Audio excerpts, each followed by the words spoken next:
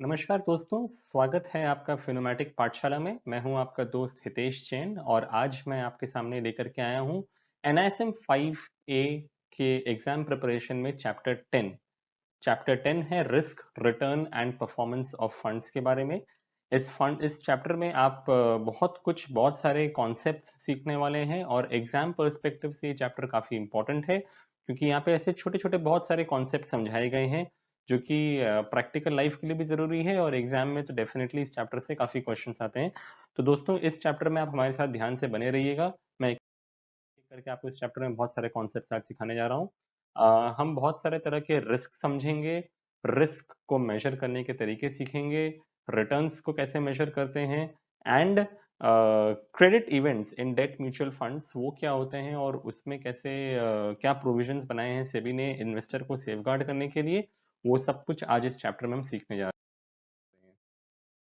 तो risk factors से हम शुरुआत करते हैं और ये आपको बता दूं कि जो हमारा SID होता है वहां पर हमें रिस्क्स बताने होते हैं और उसको हम दो फैक्टर्स में क्लासिफाई करते हैं। एक होता है स्टैंडर्ड रिस्क फैक्टर्स और दूसरा होता है स्पेसिफिक रिस्क फैक्टर।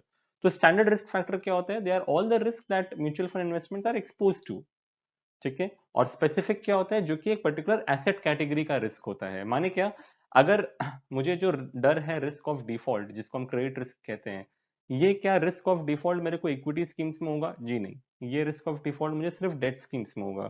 तो credit risk is a specific risk that is involve with a debt mutual fund, right? Whereas a risk of inflation or risk of in rise in interest rates or government or inflation or tax rates, that is a standard risk which is applicable to all schemes. So company specific risk को आप जानते हैं कि हम reduce कर सकते हैं through diversification। तो ये बहुत सारे तरह के रिस्क्स हैं, मैं इसमें ज्यादा डिटेल में नहीं जा रहा हूँ क्योंकि ये आप by the name you understand. Liquidity risk माने कि मैं पैसे निकाल पाऊंगा कि नहीं, उसका रिस्क। इंटरेस्ट रेट रिस्क माने कि गवर्नमेंट सिक्योरिटीज के जैसे जैसे इंटरेस्ट रेट्स फ्लक्चुएट करते हैं उस हिसाब से प्राइस ऑफ बॉन्ड्स फ्लक्चुएट करते हैं। इस पे हम डिटेल में चर्चा करेंगे आगे चल करके इस चैप्टर के अंदर में, वो रिस्क। तीसरा है री इन्वेस्टमेंट रिस्क, चौथा है political risk, economic risk, foreign currency risk. आप सब समझते हैं ये रिस्क क्या क्या होते हैं। Risk associated with transactions and units through stock exchange. Specific factors की बात करूं तो इक्विटी के अंदर में रिस्क होता है आप किस तरह की कंपनी में एक्सपोजर ले रहे हो। Risk with related to dividends and derivatives, ये अलग अलग तरह के रिस्क हैं। डेट का जो रिस्क है वो बेसिकली इंटरेस्ट रेट स्प्रेड्स के ऊपर में रिस्क है। क्रेडिट रिस्क का है कि कल को कोई पार्टी डिफॉल्ट कर जाए, स्प्रेड्स बढ़ जाए, स्प्रेड्स कम हो जाए, क्रेडिट रेटिंग अपग्रेड हो जाए, डाउनग्रेड हो जाए, या जिस समय पैसे मच्योर हो रहे हैं तो उस समय री इन्वेस्टमेंट क्या रेट पे हो रहा है, ये सब कुछ डेट स्पेसिफिक इंस्ट्रूमेंट्स के रिस्क हैं। सिस्टमैटिक और अनसिस्टमैटिक रिस्क के बारे में आप लोगों को क्लियर कर दूं। सिस्टमैटिक रिस्क वो रिस्क होता है जिसको हम कहते हैं मार्केट रिस्क, यानी कि जो सब लोगों के लिए एक बराबर रिस्क है। इस रिस्क को आप अवॉइड नहीं कर सकते। अगर आपने उस पर्टिकुलर टाइप ऑफ एसेट के अंदर में एक्सपोजर लिया है तो वो आपको अफेक्ट करेगा ही करेगा। Whereas unsystematic risk is basically that risk which is specific to a company only. For example, मान लीजिए कि एक किसी कंपनी के अंदर में लेबर्स ने स्ट्राइक कर दी जिस वजह से उस कंपनी का प्रोडक्शन घट गया और उस वजह से कंपनी को लॉसेस हो गए। तो इससे उस कंपनी के प्रॉफिटेबिलिटी पे फर्क पड़ेगा जो कि उस कंपनी के शेयर प्राइसेस पे रिफ्लेक्ट करेगा। तो ये उस कंपनी की प्रॉब्लम है और हम कहेंगे कि एक अनसिस्टमैटिक रिस्क है। लेकिन अगर मैं बोलूं कि मार्केट में इन्फ्लेशन बढ़ गया या लेट्स से पॉलिटिकल अनरेस्ट हो गया कंट्री में, या कोई वॉर कैलेमिटी हो गई, कोई नेचुरल कैलेमिटी हो गई, तो इससे सारी कंपनीज इफेक्ट हो जाएंगी, तो इसको हम कहते हैं systematic risk. So company specific risk को हम रिड्यूस कर सकते हैं थ्रू डाइवर्सिफिकेशन। ये हमने पहले भी कई बार डिस्कशन किया है, अभी भी मैं आपको समझा दूं कि मान लीजिए मुझे मेरे पास 100 रुपए इन्वेस्ट करने के लिए, मैं चाहता तो मैं 100 के 100 रुपए इन्फोसिस के शेयर में इन्वेस्ट कर सकता था, या फिर मैं 100 रुपए से जाकर के एक म्यूचुअल फंड खरीदता और उस म्यूचुअल फंड का फंड मैनेजर भी शायद इन्फोसिस के शेयर खरीदता, लेकिन पूरे 100 नहीं, 5 रुपए शायद वो इन्फोसिस को देता। अब मान लीजिए इन्फोसिस के मैनेजमेंट में कुछ इश्यूज हो गए जिसके वजह से कल इन्फोसिस का शेयर प्राइस मान लीजिए 20% से गिर गया। तो अगर मेरा पूरा पैसा इन्फोसिस के अंदर दिया होता तो मेरा 100 रुपए 80 रुपए बन जाता। लेकिन क्योंकि मैंने पैसे म्यूचुअल फंड को दे रखे थे और म्यूचुअल फंड ने सिर्फ 5 रुपए इन्फोसिस को दिए थे, इसलिए मेरा लॉस भी वहां पे 20% का हुआ, लेकिन सिर्फ 5 रुपए में 20% का लॉस हुआ, यानी कि 1 रुपए का लॉस हुआ।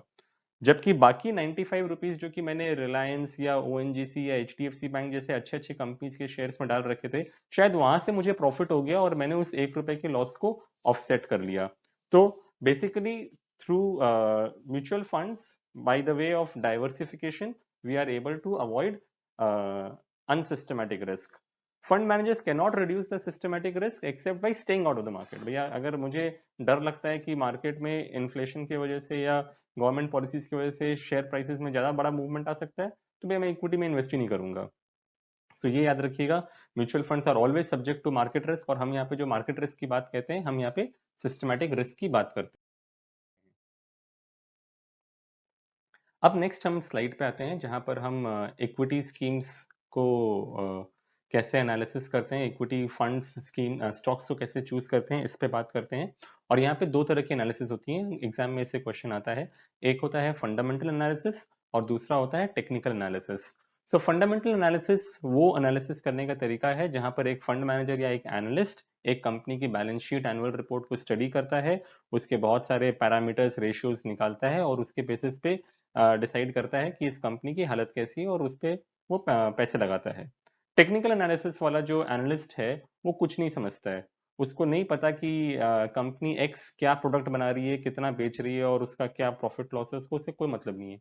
वो सिर्फ प्राइस और वॉल्यूम डेटा को ट्रैक करता है, वो चार्ट स्टडी करता है, वो ट्रेंड्स वगैरह देखता है और उस बेसिस पे वो बोलता है कि अभी कंपनी का स्टॉक ऊपर जाना चाहिए कि नीचे जाना चाहिए, और उस बेसिस पे वो पैसे इन्वेस्ट करता है। This type of analysis before investing money is called technical analysis. Exam में याद रखिएगा, अगर पूछेगा प्राइस एंड वॉल्यूम डेटा के बेसिस पे कौन सा एनालिसिस होता है, तो वो है टेक्निकल एनालिसिस।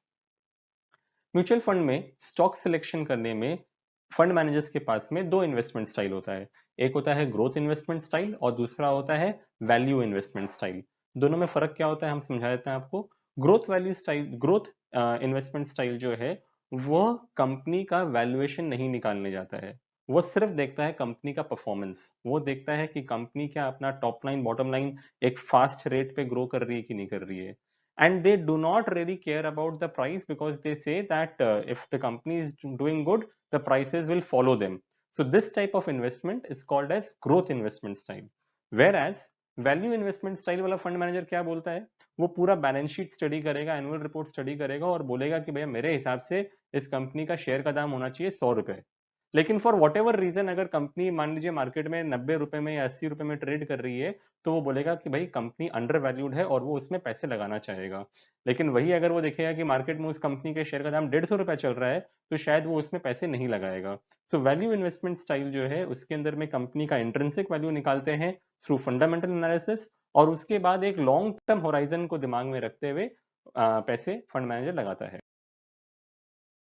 पोर्टफोलियो को बनाने के दो तरीके होते हैं, एक होता है टॉप डाउन अप्रोच और एक होता है बॉटम अप अप्रोच। उसके बारे में भी आपको बता दूं, मान लीजिए कि एक यूएस में एक बड़ा फंड मैनेजर बैठा है और उसको इन्वेस्टमेंट करना है, उसके पास में एक पोर्टफोलियो है। सो वो क्या करता है कि वो पहले देखता है कि मैं कौन से कंट्री में इन्वेस्ट करूं, मैं इंडिया में करूं, चाइना में करूं, ताइवान में करूं, अलग अलग कंट्रीज को वो इवेलुएट करता है। और मान लीजिए उसने डिसाइड किया कि मुझे इंडिया में इन्वेस्टमेंट करना है, वो पहले इंडिया की मार्केट को स्टडी करता है। फिर वो देखता है कि इंडिया के अंदर में अलग अलग इंडस्ट्रीज हैं, लाइक जैसे बैंकिंग इंडस्ट्री, जैसे फार्मा इंडस्ट्री, जैसे सीमेंट इंडस्ट्री। तो वो डिसाइड करता है कि भाई इंडिया की फार्मा सेक्टर जो है बहुत अच्छा कर रही है, तो वो फार्मा सेक्टर में इन्वेस्ट करना चाहता है। अब जैसे ही वो फार्मा सेक्टर में घुसता है तो वो देखता है कि यहाँ पे बहुत सारी अलग अलग कंपनीज है, like Cipla, Glenmark, X Y Z. तो वो उन सारे कंपनीज को रिस्पेक्टिवली स्टडी करता है और मान लीजिए वो निकालता है कि भैया सिप्ला जो है वो बहुत ही अच्छी कंपनी जिसमें इन्वेस्टमेंट करना है। तो ये जो स्टाइल था इन्वेस्टमेंट करने का, जहां उसने पहले डिसाइड किया कि इंडिया में करना है, फिर उसने डिसाइड किया फार्मा में करना है और फिर वो सिप्ला पे जीरो डाउन किया, इसको कहते हैं top down approach. Bottom up approach इसका उल्टा होता है। जनरली ये स्टॉक पिकिंग वाले लोग करते हैं बॉटम अप अप्रोच। उन्होंने एक कंपनी को इनकाउंटर किया, लेट्स से सिप्ला, और उन्होंने देखा कि यार इस कंपनी की मैनेजमेंट बहुत अच्छी है, इस कंपनी के रिजल्ट्स बहुत अच्छे हैं और ये कंपनी बहुत ही बढ़िया है एक लॉन्ग टर्म इन्वेस्टमेंट के पर्सपेक्टिव से। तो उन्होंने कंपनी पे पहले वो जीरो डाउन करते कि मुझे सिप्ला में इन्वेस्टमेंट करना है। लेकिन सिप्ला में इन्वेस्टमेंट पैसे लगाने से पहले अब वो नेक्स्ट सोचते हैं कि एक बार इंडिया के फार्मा इंडस्ट्री की हालत देख लें कि इंडिया की फार्मा इंडस्ट्री में क्या पेटेंट इश्यूज हैं या क्या वहाँ पे इंस्पेक्शन इश्यूज चल रहे हैं, यूएस एफडीए नॉर्म्स का वायलेशन हो रहा है नहीं हो रहा है। वो उस पूरे हालात को देखते हैं और फिर अगर उनको वो ठीक लगता है, तब फिर वो एक स्टेप और ऊपर जाते हैं और वो देखते हैं कि अच्छा चलो भाई, अल्टीमेटली पैसा मैं इंडिया में लगा रहा हूँ, तो इंडिया की हालत कैसी है, क्या यहाँ पे पॉलिटिकल स्टेबिलिटी है, क्या यहाँ कोई वॉर लाइक सिचुएशन तो नहीं है, यहाँ बाकी सिचुएशन कैसी है, इंडिया का ग्रोथ स्टोरी क्या है, फिर वो डिसाइड करते हैं।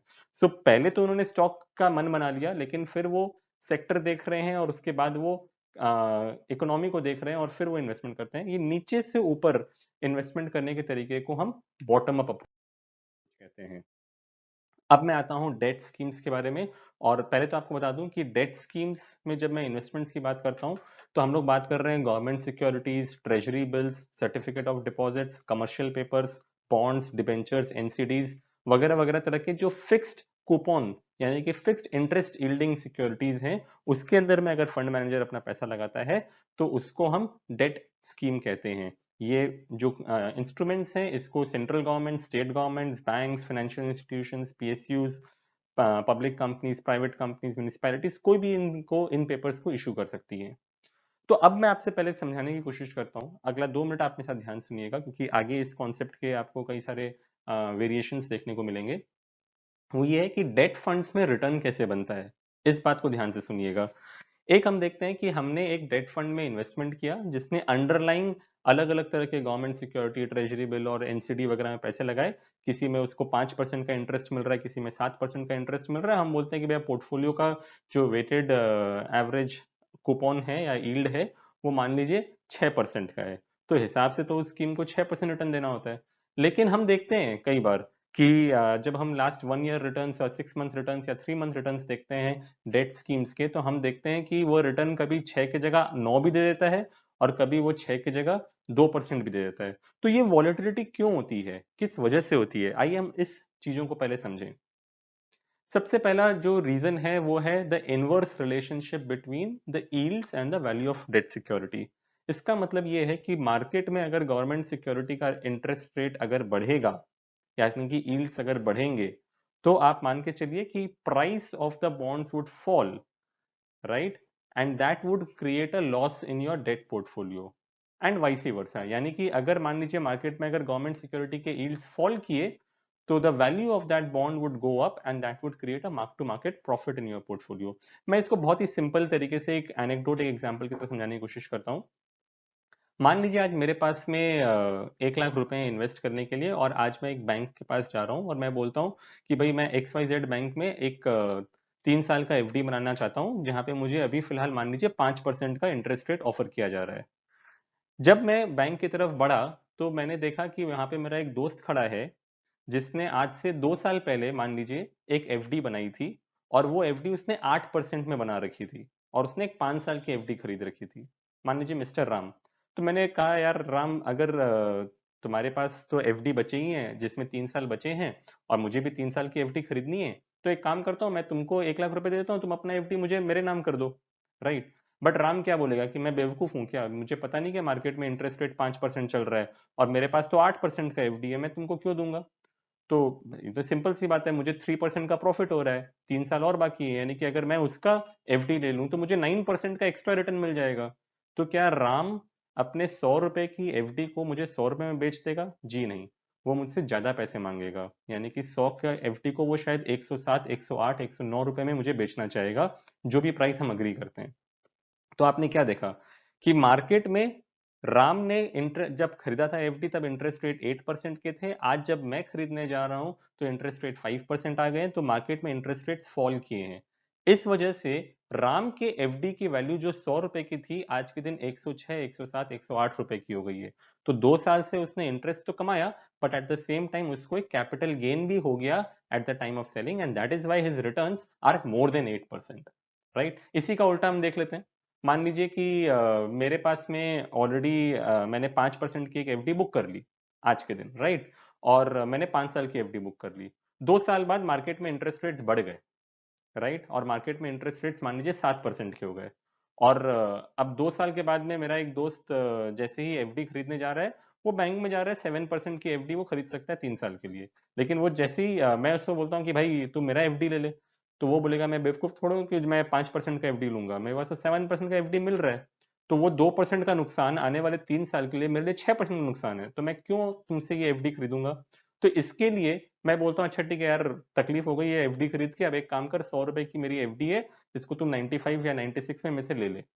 तो आपने क्या देखा कि मार्केट में जब मैंने एफडी बनाई तब 5% का इंटरेस्ट रेट था, 2 साल बाद इंटरेस्ट रेट बढ़ के 7% हो गया। तो जैसे ही मार्केट में इंटरेस्ट रेट बढ़ा, मेरे को एक तरफ तो कम इंटरेस्ट मिल रहा है, वो तो मेरा नुकसान ही है, बट उसके अलावा मेरी 100 रुपए की एफडी की कीमत मैं 95-96 रुपीज में बेचने को तैयार हो गया।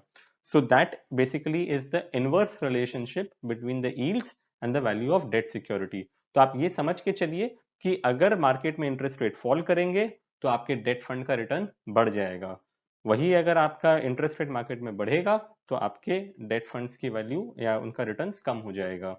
दूसरा एक और जो फर्क होता है वो होता है the returns are the returns also vary because of fear, and that fear gets translated into credit spreads. Ideally अगर मैं बोलता हूँ कि अगर एक गवर्नमेंट सिक्योरिटी 6% की है, तो कॉरस्पॉन्डिंग सेम पीरियड का एक ट्रिपल ए रेटेड बॉन्ड जो है वो मान लीजिए 7% का होगा, राइट? तो इसके बीच का जो डिफरेंस है 1%, इसको मैं बोलता हूँ क्रेडिट स्प्रेड, राइट?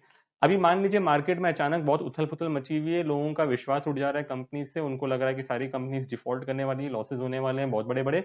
तो उस वजह से क्या होगा कि लोग 1% के स्प्रेड में काम नहीं करेंगे। अगर गवर्नमेंट सिक्योरिटी का रेट 6% है तो लोग कॉर्पोरेट को पैसा देंगे 8% पे या 9% पे। तो ये क्रेडिट स्प्रेड जहां पहले इनिशियली 1% का था वो बढ़ के 3% हो गया। और इस वजह से भले ही मार्केट में इंटरेस्ट रेट मूवमेंट कुछ नहीं हुआ, जीसेक यील्ड्स में कोई मूवमेंट नहीं हुआ, बट स्प्रेड बढ़ने की वजह से उन कॉर्पोरेट बॉन्ड वाले पेपर्स के अंदर में मार्क टू मार्केट लॉस आ गया, and vice versa. So that is how returns get affected. Returns also get affected by change in the credit quality of papers. तो मान लीजिए आज मेरे पास में मैंने जो सिक्योरिटी खरीद रखा था वो एक डबल ए रेटेड सिक्योरिटी था, तो मुझे एक सर्टेन वैल्यूएशन दी गई थी। अभी मान लीजिए उस कंपनी ने बहुत अच्छा काम किया, उसने अपने सारे रिकवरीज कर ली और अच्छा उसने क्रेडिट रेटिंग को इम्प्रूव करा लिया, वो डबल ए से ट्रिपल ए हो गया। तो क्या मेरे रातों रात उस फंड उस पर्टिकुलर सिक्योरिटी की वैल्यू नहीं बढ़ गई? जी हाँ, जरूर बढ़ गई। तो उससे भी रिटर्न्स अफेक्ट होते हैं डेट फंड्स के अंदर। गोल्ड फंड्स की बात करते हैं दोस्तों, तो गोल्ड फंड्स पहले ही तो याद रखिएगा कि gold is in purely international commodity. So अगर कोई आपसे पूछता है कि भैया बताओ कि गोल्ड का प्राइस क्या है, तो एक होता है कि हम बोल देते हैं कि भाई 45,000 रुपए 10 ग्राम का गोल्ड का दाम है। लेकिन अगर आप किसी एनालिस्ट या फंड मैनेजर से पूछोगे गोल्ड का दाम क्या है, तो वो आपको बोलेगा कि गोल्ड का प्राइस है $1,700 पर आउंस। तो वो आपको हमेशा फिगर देगा ऑन डॉलर बेसिस। सो ये याद रखिएगा कि गोल्ड फंड के अंदर में अगर आपने कोई भी इन्वेस्टमेंट किया है तो गोल्ड फंड का रिटर्न वेरी करता है, one because of the price fluctuation in gold, and two because of the exchange rate fluctuations. कैसे, वापस समझा देता हूं आपको। मान लीजिए मैंने आज गोल्ड में इन्वेस्टमेंट किया जब $1,700 गोल्ड है, और 5 साल बाद मैं पैसे निकाल रहा हूं जब गोल्ड का दाम मान लीजिए $2,000 पर आउंस हो गया।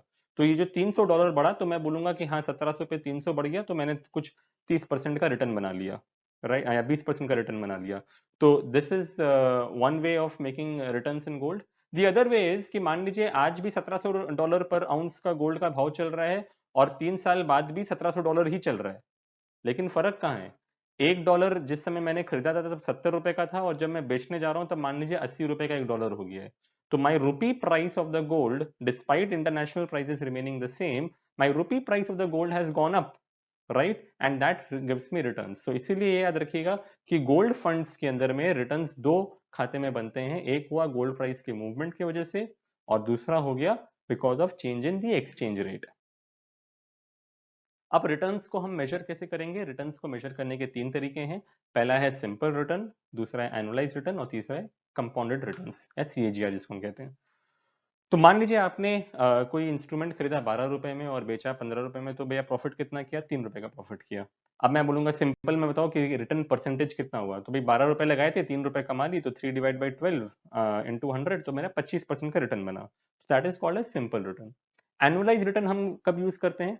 जब हमारा इन्वेस्टमेंट अगर लेस देन 1 ईयर का होता है, तब हम बोलते हैं कि एनुअलाइज रिटर्न, माने कि ये हमने जो 3 रुपए कमाए थे या जो 25% रिटर्न बनाया, ये हमने मान लीजिए 10 महीने में बनाया।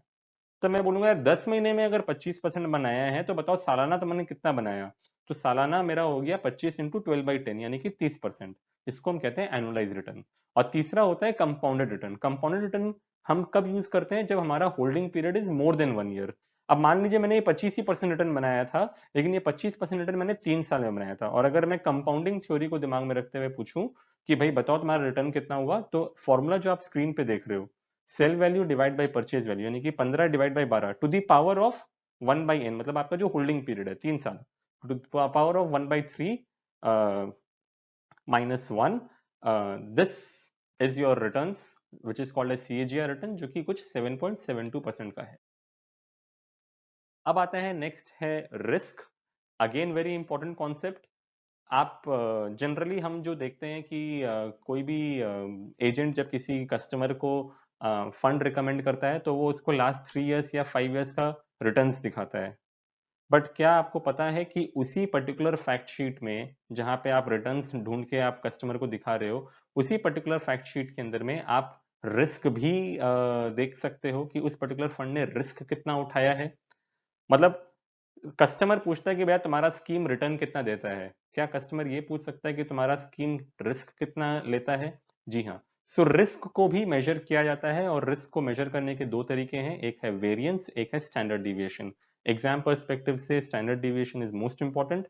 Standard deviation basically tells you कि अगर एक स्कीम का हम रिटर्न देखें कि एक साल में उसने 12% का रिटर्न दिया, दूसरे साल में उसने 9% दिया, तीसरे साल में 6% दिया, फिर उसने मान लीजिए 15 दिया, और फिर उसने 8 दिया, तो मैं बोलूंगा भैया एवरेज है, मान लो उसने 10% दिया। तो ये जो एवरेज है 10%, इससे तुमने कितना ऊपर नीचे फ्लक्चुएशन किया। तो जो स्कीम जितना ज्यादा ऊपर नीचे फ्लक्चुएट करेगी उसका स्टैंडर्ड डिविएशन हाई होगा, और मैं कहूंगा कि उसमें रिस्क ज्यादा है।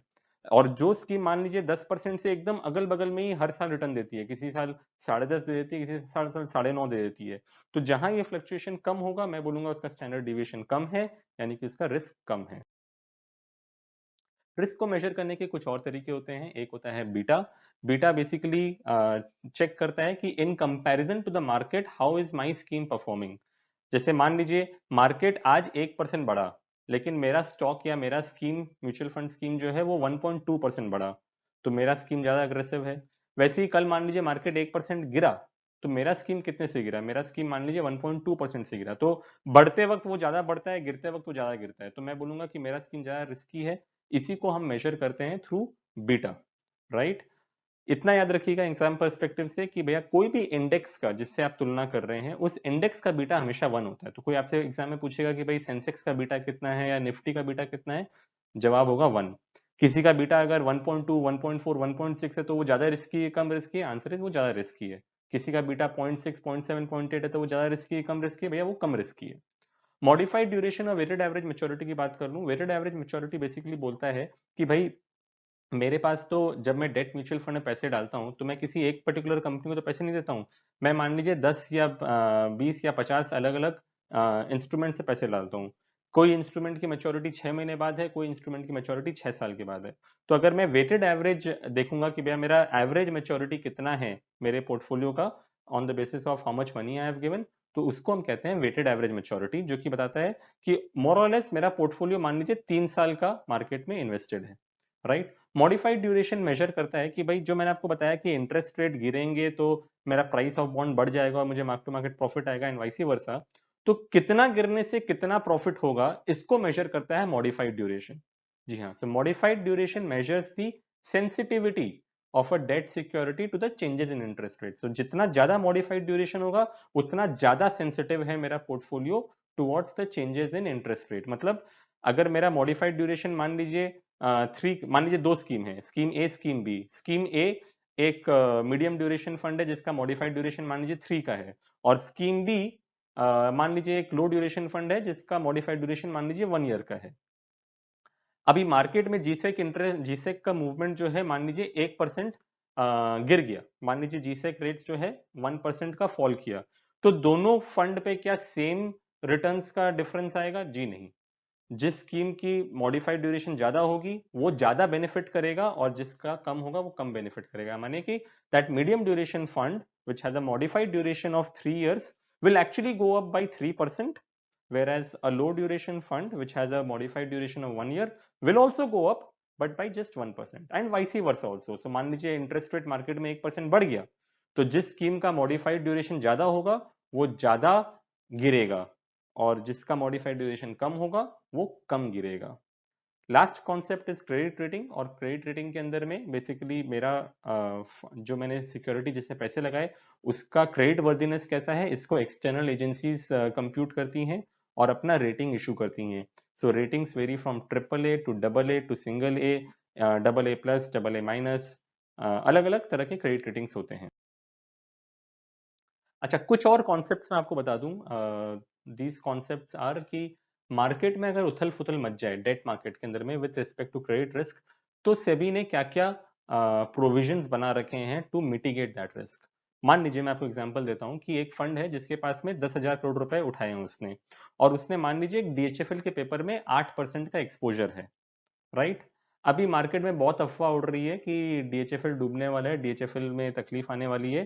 तो होगा क्या कि लोग धीरे धीरे करके पैसा निकालना चालू करेंगे। अब जब पैसा निकालना चालू करेंगे तो फंड मैनेजर क्या DHFL का सिक्योरिटी बेच पाएगा? जी नहीं, क्योंकि DHFL को तो लोग ऐसे ही रखना नहीं चाहते, तो DHFL का सिक्योरिटी तो बिकेगा नहीं। तो अगर मान लीजिए कि भाई अगर किसी इन्वेस्टर ने देखा कि यार 8% पैसा मेरा DHFL में लगा हुआ है और DHFL कल डूब गया तो मेरा प्रॉब्लम हो जाएगा, तो सब लोग आकर के रिडेम्पशन मांगना चालू कर दिए। और रिडेम्पशन जब होगा तब फंड मैनेजर कौन सा सिक्योरिटी बेच पाएगा? वो सिर्फ अच्छे सिक्योरिटीज बेच पाएगा, जो उसके पास में HDFC लिमिटेड, HDFC बैंक के डेट पेपर्स पड़े हुए हैं, वो सिर्फ उसी को निकाल पाएगा। उसके वजह से क्या होगा, स्कीम का AUM धीरे धीरे करके गिरना चालू हो जाएगा। मान लीजिए आज जो 10,000 करोड़ की स्कीम थी, कल वो 8,000 करोड़ की स्कीम हो गई। लेकिन DHFL को जो 800 करोड़ रुपए दिए गए थे, 10,000 का 8%, वो 800 करोड़ रुपए तो अभी भी इसको दिए हुए हैं।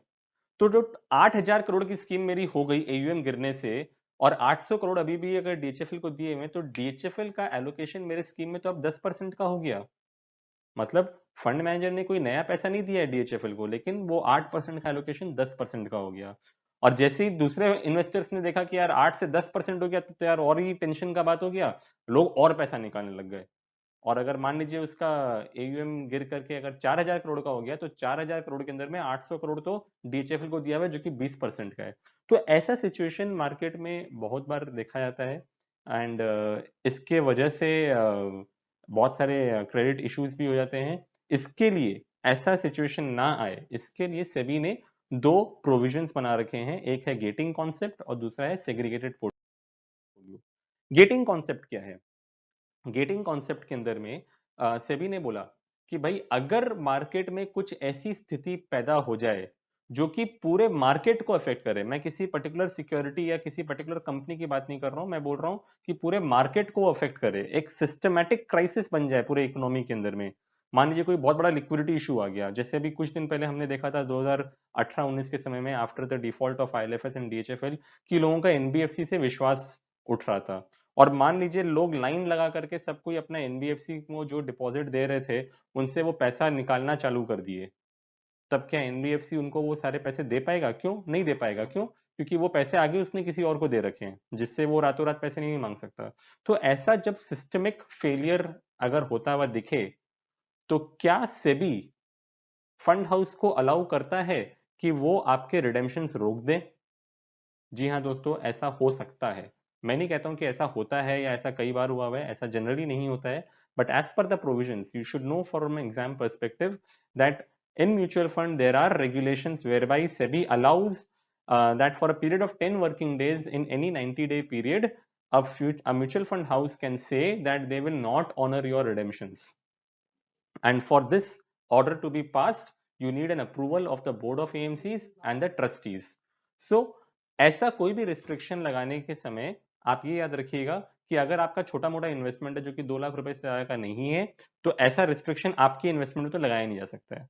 अगर आपका 2 लाख से ज्यादा का इन्वेस्टमेंट है, मान लीजिए आपका 5 लाख रुपए का इन्वेस्टमेंट है, तो ये जो गेटिंग कंडीशन या रिस्ट्रिक्शन उन्होंने रिडेम्पशन पे जो लगाया, उसमें से 2 लाख रुपए तो फंड हाउस को आपको देने ही पड़ेंगे, चाहे कुछ भी हो जाए।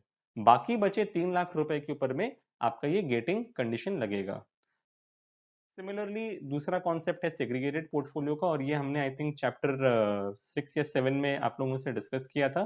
तो मैं इस कॉन्सेप्ट को फिर से नहीं दोबारा रिपीट कर रहा हूँ। इतना बोल सकता हूँ कि कल को अगर कोई पर्टिकुलर सिक्योरिटी ने डिफॉल्ट कर दिया, तो उसकी रिकवरी हो सकता है 3-4 साल के बाद होगी। तो क्या मैं 3-4 साल एज एन इन्वेस्टर उसमें वेट करूं? जी नहीं, मैं तो एग्जिट करना चाहूंगा। तो मैं एग्जिट कर सकता हूं, लेकिन जितना पैसा मेरा उधर डूबा उसके नाम का मुझे एक सेग्रीगेटेड पोर्टफोलियो दे दिया जाता है जो कि मेरे पोर्टफोलियो में रिफ्लेक्ट करता है, उसका NAV रोज निकलता है और अल्टीमेटली जब वो डूबे हुए सिक्योरिटी का जब रियलाइजेशन हुआ तब अपने आप ही सेग्रीगेटेड पोर्टफोलियो का NAV बढ़ा दिया जाता है और अल्टीमेटली जब फुल एंड फाइनल सेटलमेंट हो जाता है तब उस पर्टिकुलर पोर्टफोलियो को लिक्विडेट करके इन्वेस्टर को पैसे रिटर्न दे दिए जाते हैं। So that is the concept of side pocketing और segregated portfolio. So that's it my friends, हमने इस चैप्टर को सक्सेसफुली कंप्लीट कर लिया। क्वेश्चन आंसर्स पे आते हैं। पहला क्वेश्चन है कि क्या हम बोल सकते हैं कि government securities completely risk free है? तो जवाब है yes. From a credit risk perspective obviously we have the highest faith on government securities, that is true. Second question is कि अनसिस्टमैटिक रिस्क को क्या मैं डाइवर्सिफिकेशन से रिड्यूस कर सकता हूं? जी हाँ, हमने जो भी इन्फोसिस का एग्जांपल देखा था, अगर मेरा एक्सपोजर मल्टीपल सिक्योरिटीज के अंदर में है then through diversification I can reduce my risk, which is I can reduce my unsystematic risk. तीसरा क्वेश्चन है कि which of the following type of analysis tracks the price and volume data? तो मैंने आपको बताया था कि टेक्निकल एनालिस्ट को कोई मतलब ही नहीं कि मेरी कंपनी क्या काम करती है या मैंने कितने प्रॉफिट्स हो रहे हैं, वो खाली चार्ट देखता है और वो प्राइस एंड वॉल्यूम डेटा देखता है। तो इस तरह का एनालिसिस होता है टेक्निकल एनालिसिस। चौथा क्वेश्चन है कि भाई मैंने पैसे डाले थे 120 रुपए में, मैंने पैसे निकाले 135 रुपए में, तो बताओ मैंने जो प्रॉफिट किया उसमें कितना रिटर्न आया? तो मुझे प्रॉफिट हुआ 15 रुपए का, तो 15 डिवाइड बाई 120 मुझे 12.5% का रिटर्न बैठा। ये इस क्वेश्चन का आंसर है।